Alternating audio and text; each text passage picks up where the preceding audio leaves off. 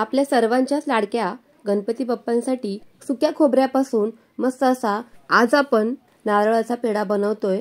याला आपण कोकोनट बर्फी असंही म्हणू शकतो। ही बर्फी किंवा पेढा बनवण्यासाठी आपण गॅसचा जरा देखील वापर केला नाहीये। बिना गॅस पेटवताच आपण हा पेढा बनवलेला आहे।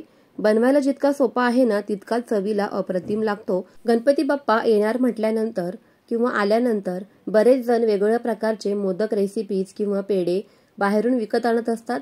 त्यामुळेच आहे ना खूप जास्त महागड्या किमतीमध्ये हे पेढा किंवा बर्फी विकत आणण्यापेक्षा अगदीच घरच्या घरी साहित्यामध्ये आपण मस्त असे सुक्या खोबऱ्याचे असे हे पेढे किंवा बर्फी बनवलेले आहेत। तुम्हाला जर का माझ्या सर्वच रेसिपीज आवडत असतील तर चॅनेलला जरूर सबस्क्राइब करा। चला तर मग फ्रेंड्स, पटकन वेळ न घालवता मस्त अशा रेसिपीला सुरुवात करूयात। मिक्सरच्या भांड्यामध्येच आजची ही रेसिपी फटाफट बनवून तयार होणार आहे। त्यामुळे मिक्सरच्या भांड्यामध्ये इथे मी 1.5 वाटी हे डेसिकेटेड कोकोनट घेतलेला आहे। तुमच्याकडे जर का असं डेसिकेटेड कोकोनट नसेल तर तुम्ही खोबऱ्याची वाटी जी असते तर त्याचा पाठीमागचा जो काही काळा भाग असतो तो पिलरच्या मदतीने काढून घेऊन तर ते खोबरं सुद्धा बारीक बारीक तुकडे करून मिक्सरमध्ये अशा पद्धतीने बारीक हा भुगा जो आहे तो तयार करू शकताच घरच्या घरी। हे सुकं खोबरं म्हणजे डेसिकेटेड कोकोनट बाजारामध्ये सहज उपलब्ध आहे।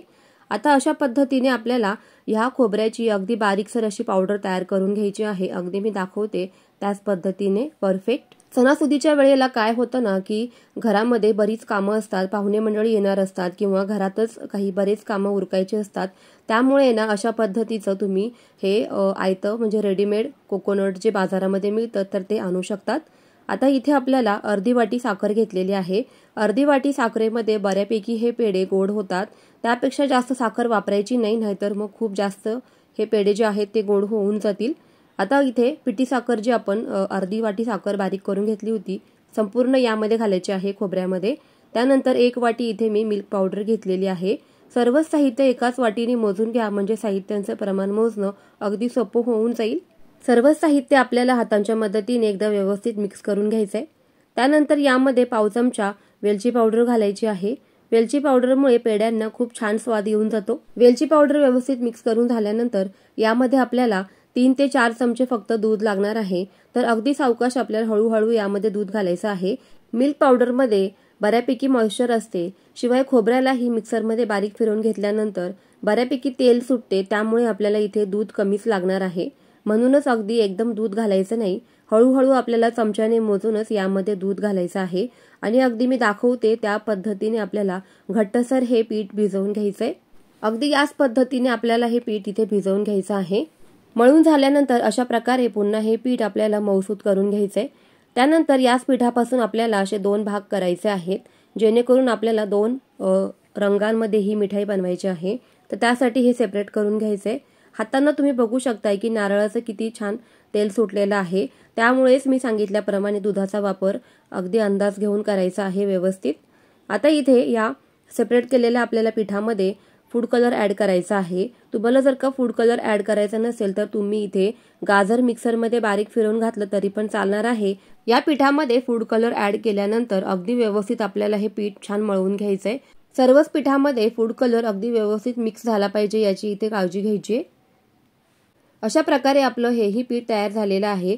बर्फी बनवण्यासाठीचं दोन्ही मिश्रण आपलं इथे तयार झालेलं आहे। आता इथे पोळपाटाचा वापर करायचा आपल्याला।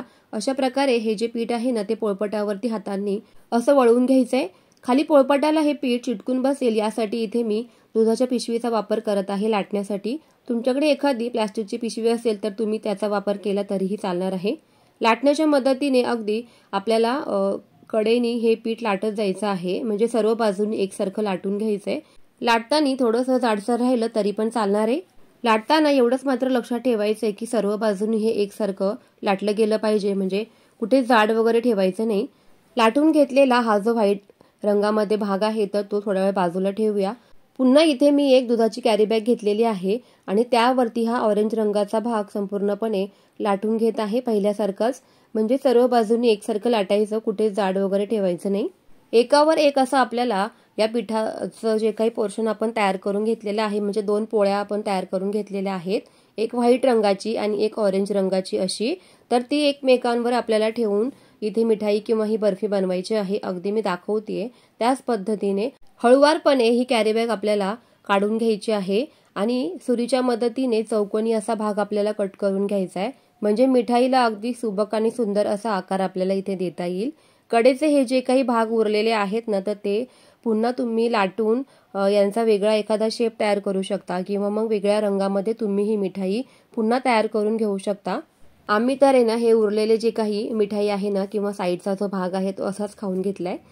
तर आता असो इथे सुरीच्या मदतीने आपल्याला अगदी मी दाखवते त्याच प्रकारे ना सारख्याच आकाराचे आपल्याला इथे भाग करून घ्यायचे आहेत। जसं आपण शंकरपाळ्या बनवण्यासाठी बनवतो ना, सेम अगदी त्याच पद्धतीने इथे हे सारखे भाग आपल्याला सुरीच्या मदतीने करूनच घ्यायचे आहेत। खूपच कमी वेळामध्ये ही कोकोनट बर्फी बनवून तयार होते। बनवायला तर खूप सोपी आहे, अगदी कोणालाही बनवता येईल इतकी सोपी आहे। आपण जरा देखील गॅसचा वापर केला नाहीये किंवा मग खूप जास्त प्रोसेस या मिठाई बनवण्यासाठी लागत नाही, खूप सोपी आणि झटपट आहे। त्यामुळेच तुम्हाला सर्वांनाच ही रेसिपी नक्कीच आवडणार आहे। आता हे कट करून झालेले जे काही भाग आहेत ना, तर अगदी मी दाखवते त्याच प्रकारे आपल्याला या मिठाईचा असा रोल आपल्याला इथे करत जायचा आहे। खूप सोपी पद्धत आहे। 2 रंगांचा इथे आपण वापर केल्यामुळे मिठाई बघा काय सुंदर आणि सुबक अशी दिसत आहे, मस्तच। आता सर्वच या ज्या काही आपण मी पट्ट्या कापून घेतलेल्या आहेत तर त्यांचा इथे मी आकार या पद्धतीने देऊनच घेते। 3 इथे मी 6 आपल्या स्ट्रिप्स किंवा 6 पट्ट्या बनवून तयार झालेल्या आहेत। तर त्यातल्या ज्या 3 आहेत ना, तर त्या मी वरून ऑरेंज कलर ठेवलेला आहे आणि दुसऱ्या ज्या 3 आहेत ना, तर त्यांचा वरून मी बाहेरून व्हाईट रंग ठेवणार आहे। तो कसा करायचा ते तुम्हाला दाखवतेच मी। आता ही जी काही पट्टी आहे ना, ती आपल्याला म्हणजे ह्या पट्टीचा आपल्याला व्हाईट भाग जो आहे ना तो खाली करायचा आहे आणि ऑरेंज भाग वरती करायचा आहे। म्हणजे रोल करताना काय होतं ना, की जो काही पांढरा भाग आहे तो बाहेरून येतो आणि नारंगी म्हणजे ऑरेंज भाग जो आहे तो आतमधून जातो। अशा प्रकारे 2 रंगामध्ये तर आपण ही मिठाई बनवलेलीच आहे, पण एका रंगामध्ये बघा तुम्ही पाहू शकताय व्हाईट म्हणजेच पांढरा भाग जो आहे तो एका मिठाईमध्ये बाहेरून आलेला आहे आणि एका मिठाईमध्ये ऑरेंज कलरचा जो भाग आहे नारंगी कलरचा तर तो बाहेरून आलेला आहे। मला काय म्हणायचंय ते तुम्ही नक्कीच समजू शकता। मिठाई कट करून झाल्यानंतर तुमच्या आणखीन लक्षात येईलच। अशा प्रकारे ना ही मिठाई आपण अगदीच वेगळ्या आकारामध्ये तर बनवलेलीच आहे, शिवाय रंगांचाही आपण अगदी आगळा वेगळा इथे उपयोग करून मिठाईला आकार दिलेला आहे। अर्धा तासाकरता आपल्याला ही मिठाई फ्रीजमध्ये ठेवून घ्यायची आहे आणि त्यानंतर मिठाईला आपल्याला कट करून घ्यायचंय। त्याआधीच कट करायचं नाही, नाहीतर मग जो काही शेप आहे किंवा आकार आहे तो अगदी व्यवस्थित येणार नाही। म्हणूनच आपल्याला ही मिठाई फ्रीजमध्ये ठेवल्यानंतरच कट करून घ्यायचंय। आता मी तुम्हाला ही मिठाई कट कशी करायची तर ते पुढे दाखवतेच। आता इथे मी फ्रीजमधून ही मिठाई सेट करून घेतलेली आहे, तर तुम्ही इथे रंग पाहू शकताय की थोडंसं ही जे काही टेक्स्चर आहे ना तर ते थोडं दाटसर बनलेलं आहे आणि त्यामुळे काय होणार आहे ना की आपल्याला मिठाईला अगदी मस्त असा आकार देता येणार आहे। त्यामुळेच इथे मी दोऱ्याचा वापर करणार आहे। अशा प्रकारे आपल्याला इथे डबल असा दोरा करून घ्यायचा आहे। सिंगल जर का घेतला तर तो तुटेल, म्हणूनच डबल करून घ्यायचा आहे हा दोरा आणि अगदी मी दाखवते त्याच पद्धतीने आपल्याला ही मिठाई कट करून घ्यायची आहे, कारण ती खूप जाड झालेली आहे। तर त्यामधून आपण इथे 2 ते 3 पेढे असे बनवून घेऊ शकतो। कट करण्यासाठी इथे तुम्ही सुरीचाही वापर करू शकतात।